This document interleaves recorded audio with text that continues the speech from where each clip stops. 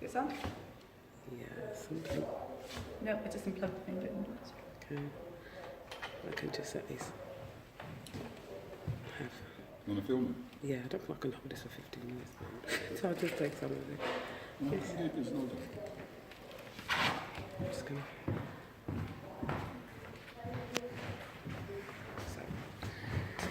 Donations so that this could be their own.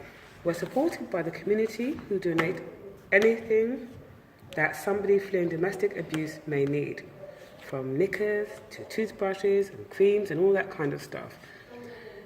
These are essentials and they're donated by the community so that when somebody sometimes has to flee, we can offer them what we call a gift bag. Sometimes clothes, sometimes creams and stuff. We African heritage people use products like shea butter and cocoa butter to make sure that our skin is creamed and healthy. Without these products, we cannot present outside. We also give things such as the creams that was donated by Lush. We make a gift bag with the items that are donated by yourselves. So that when somebody comes in, we can actually give them everything they need when they're fleeing. One of the most important things that must come out of this is that somebody comes to Sistah Space, we have to first do assessments and safety plans. So this is usually where we'll sit and talk to the survivor, the victim, to find out what's happened and what the next logical step, safe step is. Once we've done all of this, we have a nice area where you just sit down, make everybody comfortable. Sometimes we watch a video, they can have tea, coffee, any kind of refreshments, but most importantly, they have a friend, a professional, somebody who understands and somebody who cares. One of the most beautiful things about our community is that they send messages of hope to our survivors.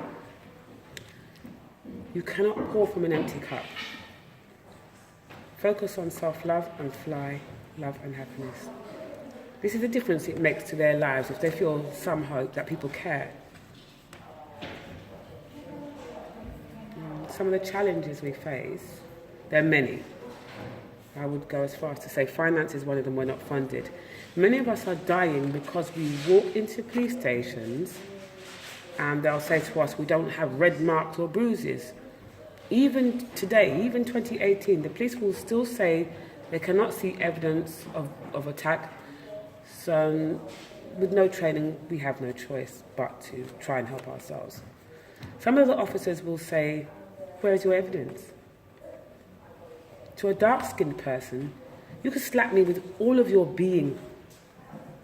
All of your being.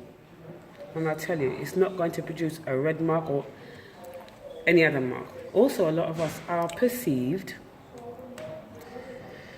almost as males.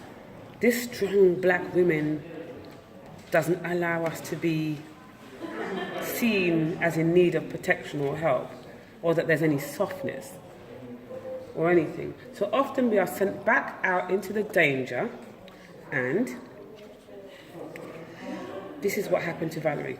Other cultures are meant to be able to sort out whatever issue we as black people have. For example, you have domestic abuse organisations who claim, and for some part believe, that they understand the issues and needs of our particular culture.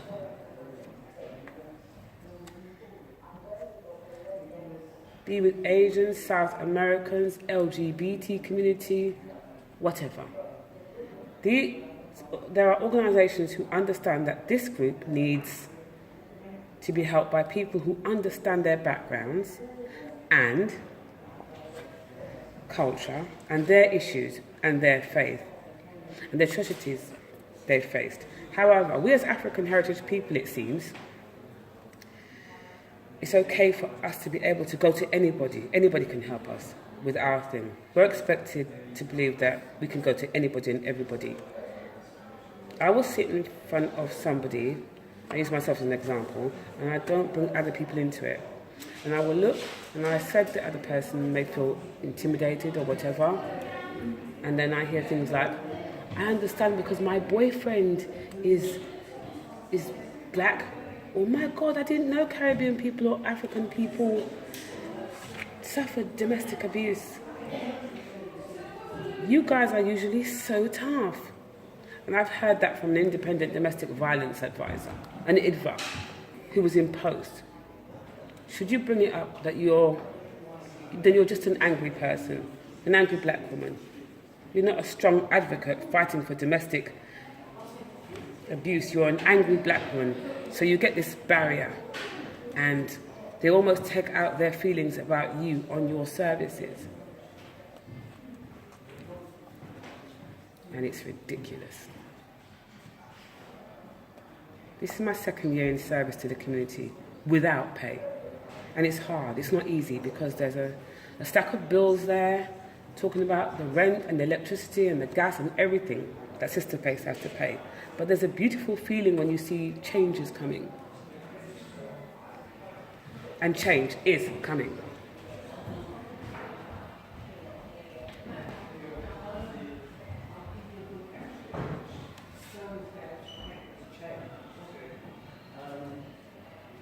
Oh, In memory I of can Valerie Ford. I can see me. That's wonderful.